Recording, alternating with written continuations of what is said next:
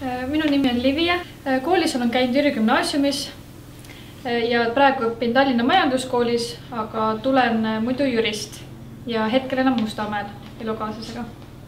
Hobideks ma võin öelda, et tantsimine, aga hetkel ma jätsin selle pooleli. Tere, minu nimi on Mailis. Olen siis üles kasvanud Peipsi ääres, sellises väikses Peipsi ääreses külakeses. Ja see on selline, kus umbes 100 inimest elab ja olen selline maalaps tegelikult. Koolis käisin siis kohalikus põhikoolis, siis edasi läksin Rakvere keskkooli ja siis lõpuks viis mind siis Tallinnasse. Nii, minu nimi on siis Triin. Olen pärit Saaremaalt, kasvanud väiksest Sähtisel. Käisin algkoolis seal ja gümnaasiumis, olin Kuressaare gümnaasiumis.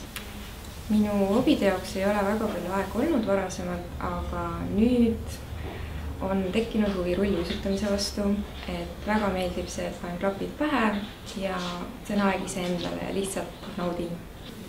Minu nimi on Karen Tiitus, töötan CFNDS Estonia aktsiaseltsis.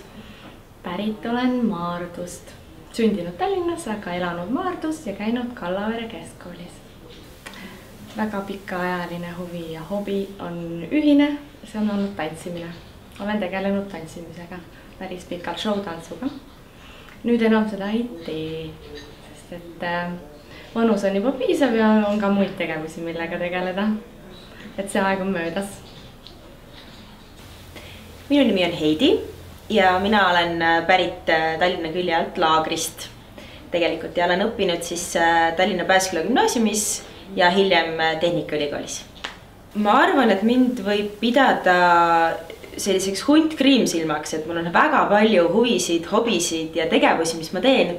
Et võib-olla viimasel ajal, mis välja tuua, on siis see, et ma teen hästi palju sporti ja tegelen ka väikest viisi näitlemisega harrastusteatris.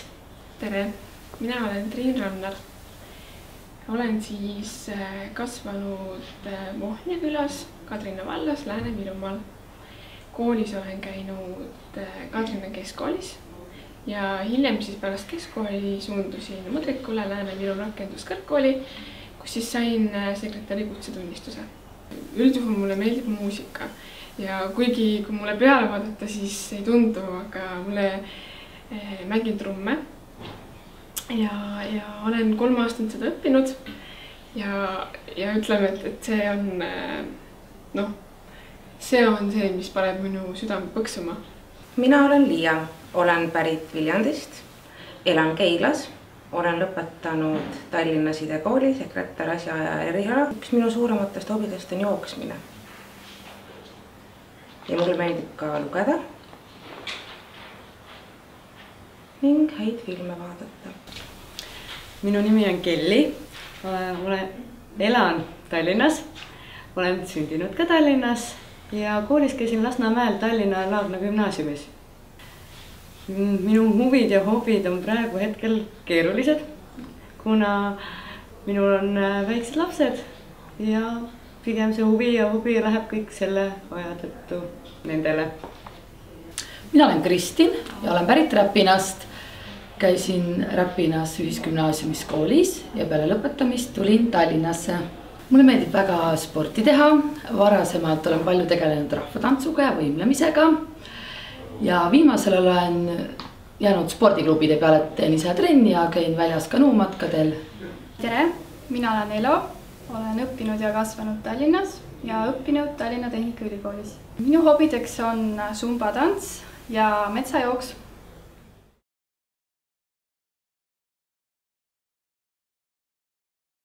Töötan Kaarlaid OÜs, mis on transpordifirma, ehk siis ülekabariitside riveod nii Eestis, Baltikumis kui ka mujal maailmas.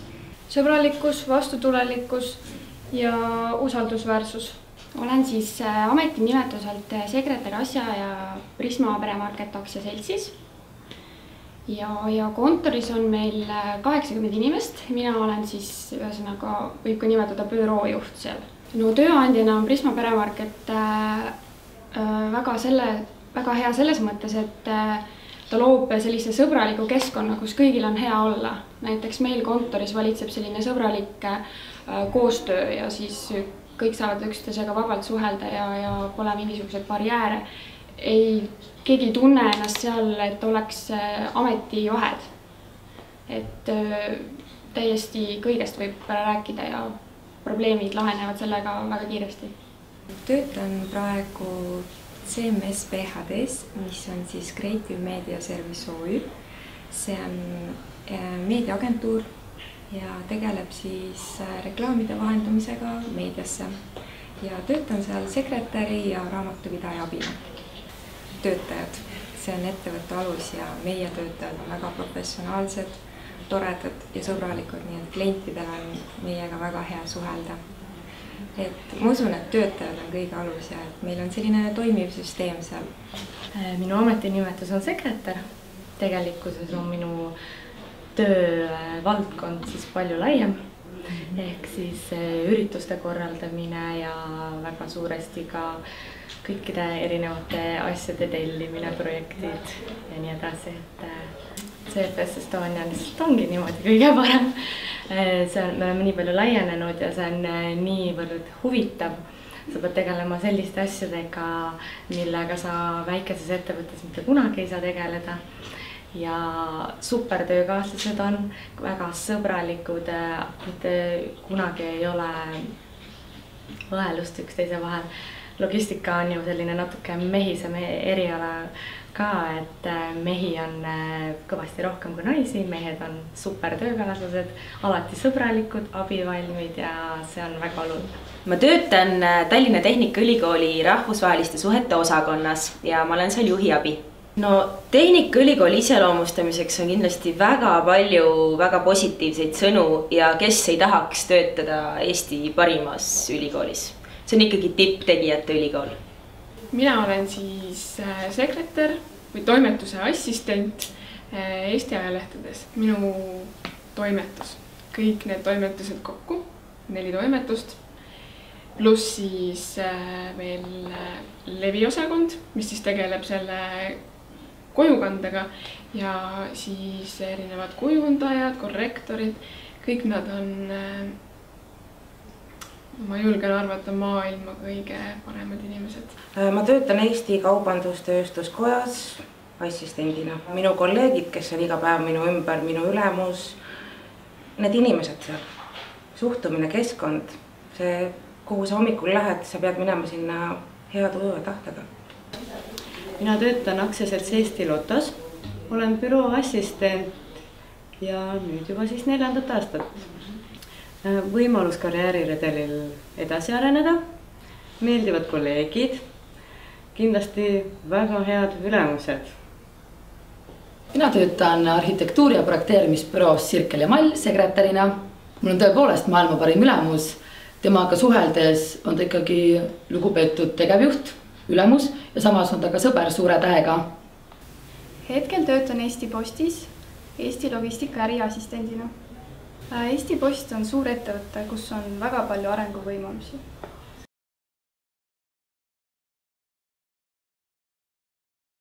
Minu meelest hea sekretär peaks olema inimene, kes tunneb dokumentatsiooni ja sest et sekretär on ju firma visiitkaart, et see on inimene, keda kõige esimesena nähakse firmas. No, hea sekretär peab kindlasti olema avatud inimene, rõõmsameelne, julge, pealehakkaja, initsiatiivikas kindlasti, et teha ettepanekuid näiteks millegi asja paremaks tegemisel. Ja abivalmidus on ka kindlasti üks väga hea iseloomuomadus. Ma usun, et number 1 on kindlasti see, et mul on tohutult suur kohusetunne. Et ka täna hommikul ikkagi läksin tööle, tegin nii palju, kui ma jõudsin veel teha. Ja see on eluaeg mul on olnud see kohusetunne, et ma pean saama tehtud asjad. Ja muidugi, kuna ma pean väga palju suhtlema klientidega ja kolleegidega, siis ma olen eluaeg olnud aus ja sõbralik, et see aitab kindlasti kaasa väga palju. Kreatiivsus ja selline oskus hetkega välja mõelda asi, mida pole olnud olemas. Et see on väga oluline, et sa suudad tähtsuse järjekorra panna ülesanded, mis sulle korraga tulevad ja rahustada siis inimesed maha, et ja kohe saab, kõik on hästi. Et see kõik on väga hea oskus sellel erialal, sest et seda tuleb väga tihti ette iga päev. Kindlasti peab heal sekretäril olema üsna lai silmaring ja ta peab teadma väga paljudest erinevatest asjadest kas või natuke. Ehk et ei ole olemas sellist kindlat suunda minu meelest sekretäri puhul, et ta peab siiski teadma kõigest midagi. Et kui ükskõik mis kolleeg siis tuleb midagi küsima, siis sa pead olema võimeline selle ära lahendama. Esimene asi on kindlasti empaatiavõime, sellepärast et kui sa ei saa aru, mida teine inimene tahab, mida teine inimene tunneb, siis sa ei saa teda aidata. Aidata saad lihtsalt, et sa annad talle näiteks telefoninumbri või sa annad talle mingisugused juhised, aga tegelikult sa pead nagu südamega kuulama tegelikult. Et on selliseid juhtumeid, kus annadki lihtsalt telefoninumbri ja sul on nagu edasi antud see, mida ta vajas. Aga paljudel juhtudel sa pead ikkagi kuulama kas või komandeeringuid tehes, et mida ta tõesti väga tahab, mis peaks hotellitoas olema, mida iganes. Hea sekretär aitavad olla, kui sa oled kiire, taibukas, vahel pead olema natukene kunstiinimene, sõbralik, naeratama. No täpselt selline, nagu mina olen. Isiksusena kindlasti peab olema siis teadmiste huviline selles mõttes, et kui sa ise kindlasti soovid sekretärina või bürooassistendina töötada, siis kindlasti ennast harida igasugust koolitustega, seminaridega. Ma arvan, et sekretär peab olema hea ajaplaneerija, sest isegi kui tal on päevas 10 kindlat tööd, mida peab tema ära tegema, sõidavad ka teised talle 101 teise ülesandega sisse ja peab kõigeks aega olema ja kõik peab olema õigeks ajaks tehtud. Ma olen oma töös kiire ja väga hea diplomaadi oskustega ja samuti ma olen õppinud 2 aastat juhiabi kursusel.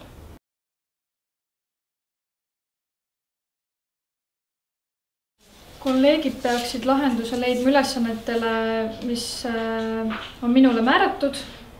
Ongi, kuna neil on liiga tihe see graafik ja on tunduvalt rohkem tööd kui minul, siis teatud nagu tööotsad, mis kuulusid mulle, et nad peaksid nagu need siis ise ära lahendama või siis kellelgi teisel paluma teha. Et otseselt ülesanded ma niimoodi ei oska öelda, et need on iga kord erinevad.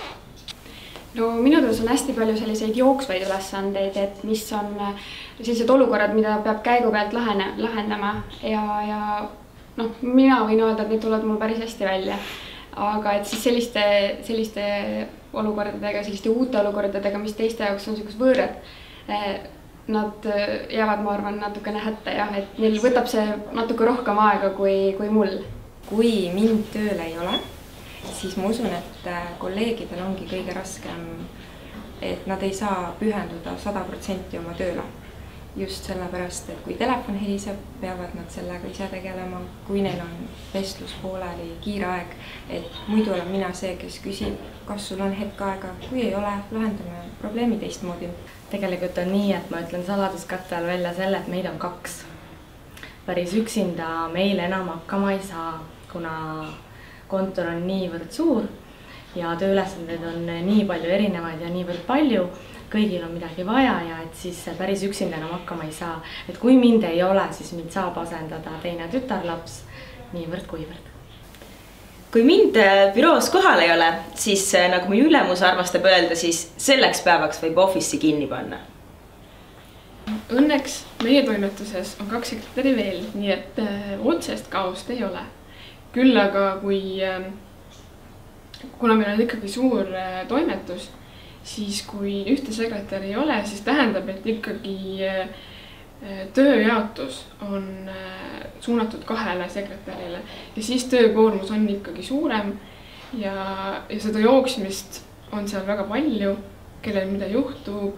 Need inimesed, kes tulevad väljast, kliendid, kes tahavad minna, soovivad tutvuda siis ajakirjanikuga või mida iganes, et ikkagi see koormus annab tunda.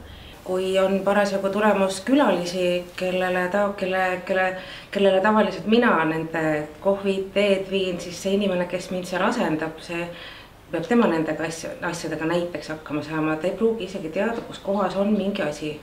Või kui on kirjad, mis tuleb välja saata, numbrid neile leida, elementaarsed, kus on postmargid, kust nad võivad olla just täna kadunud, mis iganes. Pigem paanika, ma arvan, sellepärast, et kuna minul ei ole sellist inimest, kes mind nagu asendaks, et mina tean, kuidas on asjad organiseeritud, milliseid ülesandeid hommikuti tuleb teha ja kui ma olen töö juurest ära, siis nüüd juba on siis ka üks tüdruk siis meil, kes mind asendab, et vaikselt siis koolitan teda välja. Uksekell heliseb lakkamatult, telefon heliseb, tulevad büroosse külalised, neile peab kohvi pakkuma, aga teised ei tea, kus mul kõik varustus peidetudki on ja kuidas kohvi viia neile.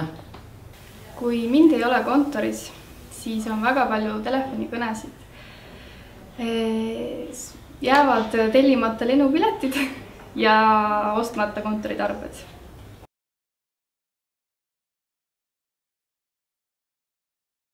Sekretär tulevikus võiks osata ja teada kõike seda, mida juht. Ta on juhi parem käsi. Et saab kõige paremini niimoodi kasuks olla. No minu arust sekretär peab kõike ostama, mina olen isegi töö juures torusid parandanud. Nii et ükskõik kuhu, et kui on inimesel ambitsioone ja initsiatiivi, siis miks mitte igale poole võimalik. Sekretär peaks kindlasti omama tahet areneda, et ei saa seista paigal ja vajutada iga päev ühte ja sama nuppu, vaid just, et oleks valmis uuteks väljakutseteks ja et oleksid valmis lahendama igasuguseid küsimusi, sest sekretäri töö ongi see, et igas päevas võib olla midagi täiesti uut. See kõik jälle oleneb firmast, aga sellisel suuremal ettevõttel on ikka väga suured soovid tihtipeale, kaasa arvatud turundus ja kõik muud asjad ja ka personalitöö väga suurel määral ikkagi on sekretäri teha ja ürituste korraldamised ja nii klientidele kui siis siseüritused, et see kõik on, see ongi väga suur juba maa, kuhu areneda. Sekretäri töö areneb kindlasti, ma arvan, et personalitöö suunas. Ehk et sekretär tulevikus peaks olema see inimene, kes siis suudaks ka hallata ettevõtte personali mingil määral, olenevalt muidugi siis ettevõtte suurusest. Aga kindlasti ma usun, et sekretäri sellised tuleviku omadused kindlasti on pigem psühholoogilist kanti, ehk et kõik kolleegid suudaksid või saaksid tulla sekretäri juurde oma muredega, sest et tema on alati see, kes on olemas, tema saab alati aidata, nii et mina isiklikult küll püüdlen hästi selle poole juba praegu. Sekretäri töö areneb, ütleme siis nii, et positiivses suunas. Sekretär ei ole enam ainult telefoni vastuvõtja, kirjade koostaja ja selline külaliste vastuvõtja, vaid tal on ikkagi väga palju muid töökohustusi. Mis iganes töökohustusteks juurde panna ühel hetkel kuskil mõnes asutuses, võib-olla sekretär peab ka kokk olema, koristaja. See, mida nõutakse, tuleb teha. Sekretäri töö areneb tegelikult kogu aeg, et tulevad uued dokumendihaldussüsteemid ja ennast sekretärina võib pidada tegelikult terve elu, sellepärast et sekretäri töö on nii tänuväärne amet. Sekretäri tööl on võimalus arendada päris kaugele ja tegelikult sekretär peab olema juhile parema käe eest, tegema ära kõik ebameeldivad asjad ja kõik rasked olukorrad, et juhil oleks võimalikult kerge. Sekretäri töö võib olla väga heaks hüppelauaks personalitööle, kuna eeldab väga head inimeste tundmist.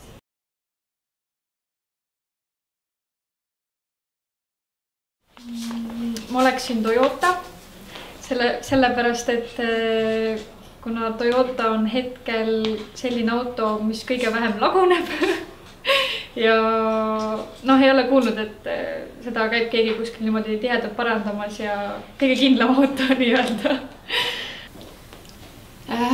Kindlasti mingi selline pereauto, et ma olen selline pereinimene rohkem, selline suur, mõnus, mugav pereauto, millega saaks kuhugi asjad kaasa võtta ja reisida kuskile kas või metsa või mereranda.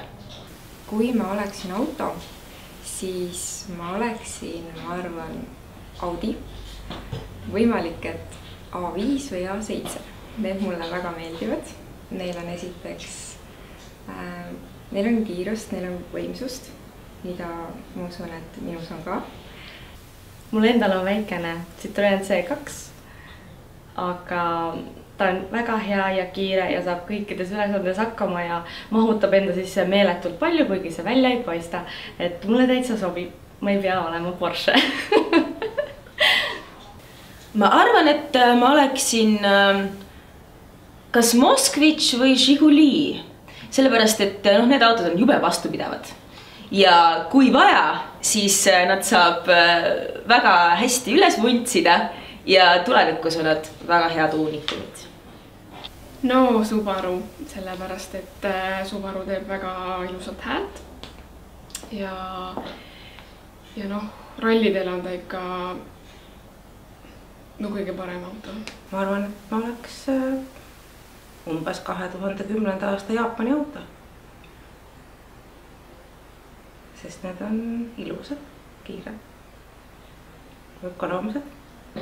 Ma arvan, et ma oleksin kindlasti punast värvi, nagu minu huuled. Ja automargiks võiks olla võib-olla Porsche 911, kuna meil on hetkel ka Eurojackpoti lisaloosimise peaauhind on siis Porsche 911. Kui ma oleksin auto, oleksin suur džiip, kuhu mahuvad kõik mu armsad sõbrad ja tuttavad ja meil oleks seal tore olla. Kui mina oleksin auto, siis ma oleksin 78. aasta Chevrolet Corvette, stiilne ja silmapaistev.